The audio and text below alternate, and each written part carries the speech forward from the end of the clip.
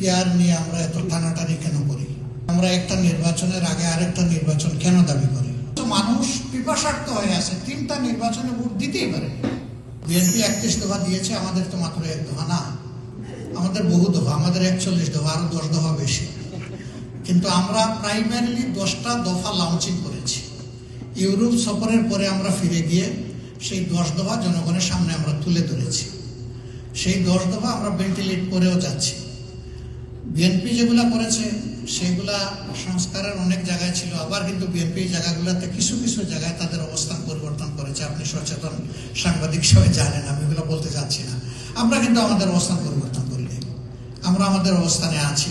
আমরা জনগণের বিবেচনার জন্য এটা ছেড়ে দেব, জনগণ যেভাবে নেবে বিষয়টা সেভাবেই সেটেল হবে। এখন বলবেন যে জনগণ কিভাবে সেটেল করবে, এই জন্যই তো গণভোট।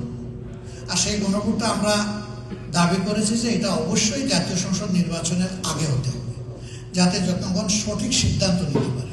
এই গণভোটের উপর ভিত্তি করে জুলাই চার্টার বা সনদ যেটা হয়েছে, ডিক্লারেশন যেটা হয়েছে, এর ভিত্তিতে নির্বাচনটা হলে 24-এর যে আকাঙ্ক্ষা মানুষের ছিল তার প্রতিফলন ইনশাল্লাহ ঘটবে। পিআর নিয়ে আমরা এত টানাটানি কেন করি? আরেকটা হলো যে আমরা একটা নির্বাচনের আগে আরেকটা নির্বাচন কেন দাবি করি? আর তৃতীয় প্রশ্ন হলো রোজার আগে, এই রোজার আগে কি ইলেকশন হবে যেটা বলা হয়েছে। পিআর নিয়ে আমরা টানাটানি করছি না, আমরা জনগণের কাছে যাচ্ছি, এটা আমাদের অধিকার এবং দায়িত্ব।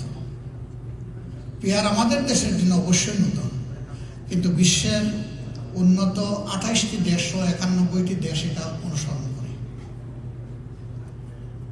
জনগণ জানতে হবে এই জিনিসগুলো, আমরা জানানোর সুযোগ নিচ্ছি।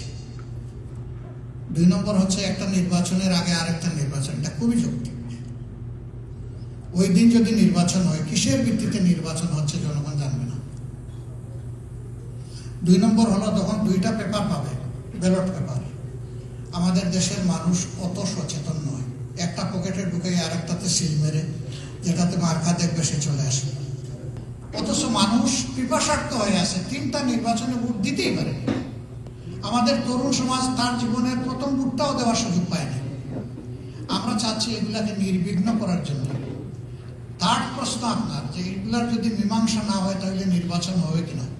সরকার সিদ্ধান্ত নেবে, তবে আমরা এমন কোনো নেতিবাচক কাজ করার পক্ষে নই যেটা জাতীয় জীবনে অনিশ্চয়তা তৈরি করবে।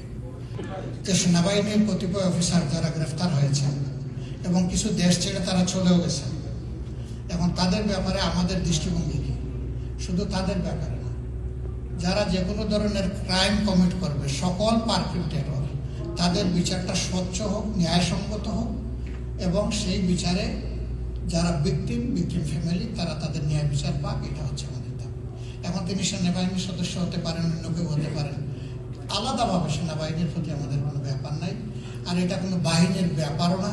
বাহিনীর কতিপয় সদস্য তারা তাদের শপথ ভঙ্গ করে অথবা দায়িত্বের অতিরিক্ত তারা কিছু করতে গিয়ে জাতির এই দুর্ভোগটা এবং যন্ত্রণাটা তারা তৈরি করেছিলেন। এখন যে কেউই এই দেশে অপরাধ করবেন, কেউ আইনের কাভারেজের বাইরে থাকা উচিত।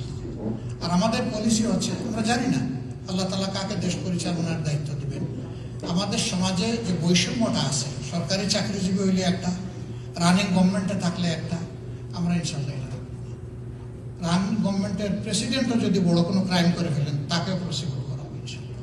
আপনারা সম্ভবত লক্ষ্য করেছেন 5 আগস্টের পরিবর্তনের পরে আমরা সেপ্টেম্বর মাসেই বলা শুরু করেছি যে ভোটাধিকার, প্রবাসী যারা আছেন তাদের ভোটাধিকার নিশ্চিত করতে হবে।